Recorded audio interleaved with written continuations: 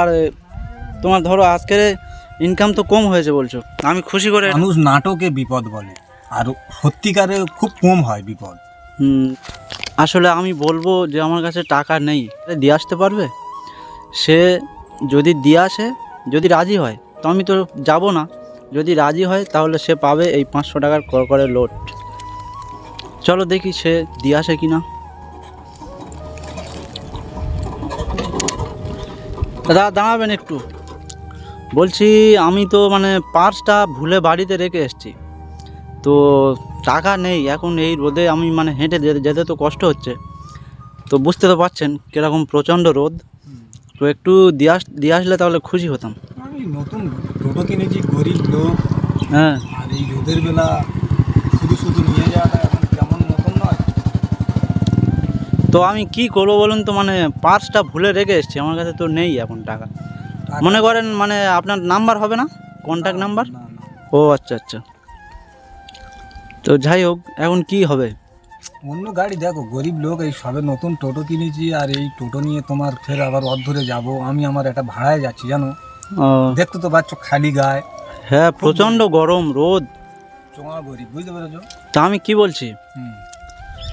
Actually মানে দিয়ে আসলে খুশি হতাম খুব। চলো দেখা যাক, খানিকটা ছেড়ে দিয়ে এলে হবে কি?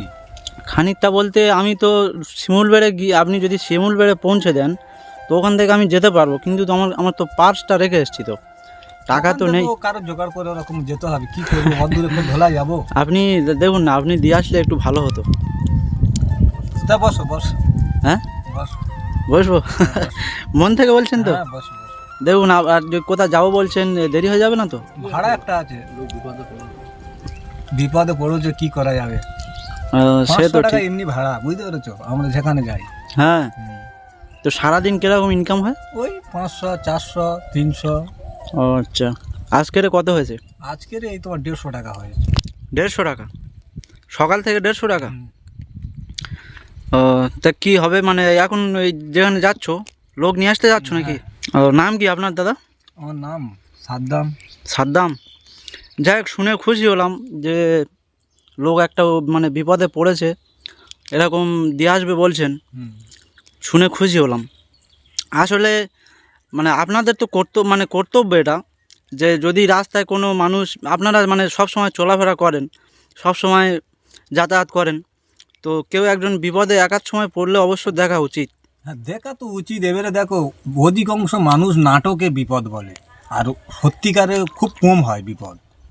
না, আমরা তো নাটক। সারাদিন গাড়ি চালাই, কত রকমের লোক, পয়সা থাকতেও তেমন বলবে 2 টাকা নি, 5 টাকা নি, এই তাই। ন। এবার আপনাদের 2 টাকা বেশি দেওয়া উচিত কেন বলেন তো? আমাদের 1 টাকা 2 টাকা 5 টাকা বলেন, কত জায়গায় ব্যয় হয়ে যাচ্ছে হ্যাঁ, এক্সট্রা। হ্যাঁ। আপনারা এই আমাদের মানে এই ভাড়া নিয়েই হুম, আপনাদের সংসার চলবে, ঠিক। তো 2 টাকা 1 টাকা কম না দিয়ে আরও 2-5 টাকা বেশি দেওয়া না উচিত। না, কেউ কোনোদিন দেয় না। তাই যায় না? না, ও, কম দেবে। সো ঠিক আছে, আমি চলো দেখি, চলো ঢোলা যাবো, চলো বস। চলো।